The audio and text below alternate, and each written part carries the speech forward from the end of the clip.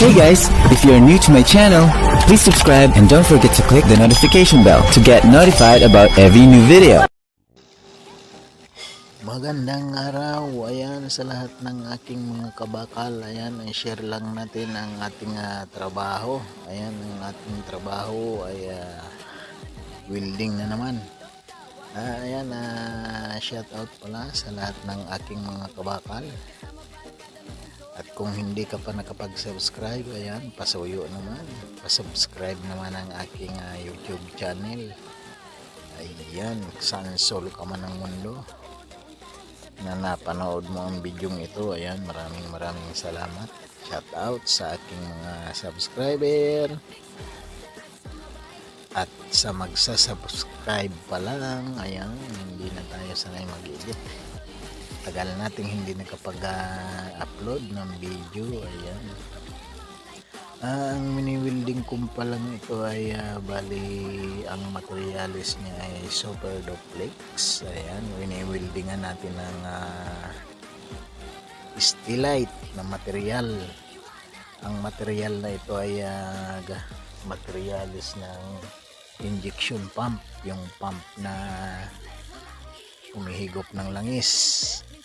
Ayan, napakamahal na materialis. Bali, cladding to, cladding automatic ang gamit natin, kaya pagka-set up ay babantayan na lang. Ayan, nood lang sa mga kabatal ko dyan, baka magustuhan nyo ang bidyong ito at may gusto kayong malaman, ayan, i-comment nyo lang at sasagutin natin.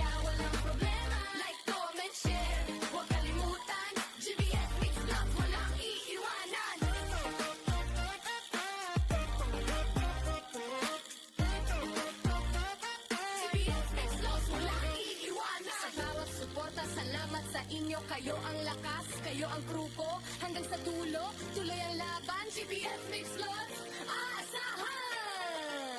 Yeah! Yeah! GBF Mix Lots, subscribe, like, comment, share.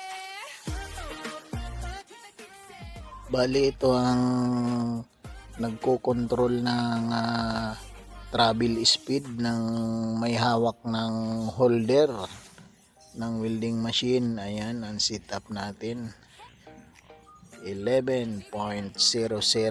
Yan yung timing ng speed niya.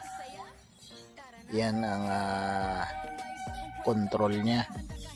Ang tamang setup, kailangan kasi balance yung setup niyan, yung speed niya saka yung may hawak ng materialis na wini-welding. Kailangan timing siya para maganda ang pagka-layer ng welding niya. Bali, kailangan yan kung halimbawa hindi mo pa kabisado, practice ka muna sa scrap para makuha mo yung tamang timing, kasi mahirap din pag hindi mo kabisado. Kaya sa akin naman, medyo matagal ko nang ginagamit to, kaya kabisado ko na. Kaya kahit hindi na ako mag-practice, okay na. Ito naman, itong control na to, ito ang speed travel ng speed ng pag-ikot ng may hawak ng materialis. Yung tamang speed niya, ayan, yung parang volume na yan. Yan yung bilis ng ikot. Yan yung adyasan. Bali, kung lang yan, nasa number 3 lang yung speed niya. Pag medyo malaki yung bilog ng hihinangin, pababa siya, pahina, papunta dito sa 0. Kaya lang maliit yung diameter ng hinihinang ko, parang kwan lang, parang dising ko lang, 5 inches diameter, ganun lang kalaki. Yan yung control. Dalawa yung control niya. Yung unang control sa may hawak ng holder ng welding machine, yan naman dilaw na yan. Yung makina na yan na may hawak ng materialis. At ito naman ang setup natin sa welding machine. Ayan, yung pillar niya, number 5 yung speed. Ayan yung thickness. nasa number 4. Ayan yung current 131, voltage 19.3. ano ba to, labo na yung mata ko, hindi na mabasa. Ayan, naka-auto tayo dyan. Ayan yung pulse nya. Yun ang setup ng ating makina. Yan ang makinang napakamahal, building machine na nahawakan ko na napakamahal. Ayan yung pa-adjust naman sa pilirad, roller ng pilirad. Ayan, nakasagad tayo dyan kasi ang pilirad nya ay wire, pillar nya ay 1.6. ayun, hanggang doon na lang ang ating paliwanag. Ayan, thank you very much. Sa bawat upload, saya ang dala. Para sa'yo, para sa kanila.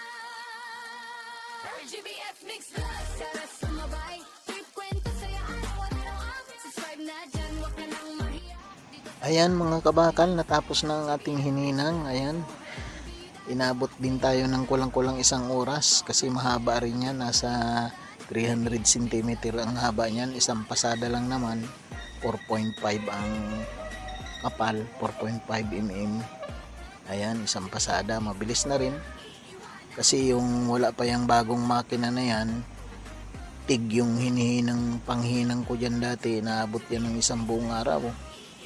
May overtime pa akong 2 oras kasi napakainit ng materyales na yan. Nilalagay muna sa oven, hihitingin ng oven ng 350 bago mag-start ng welding. Ganun siya kainit. Ayan guys, thank you very much sa nakatapos ng video ito. Ayan, maraming salamat sa lahat ng aking subscriber at mga manonood. Bye bye, thank you for watching.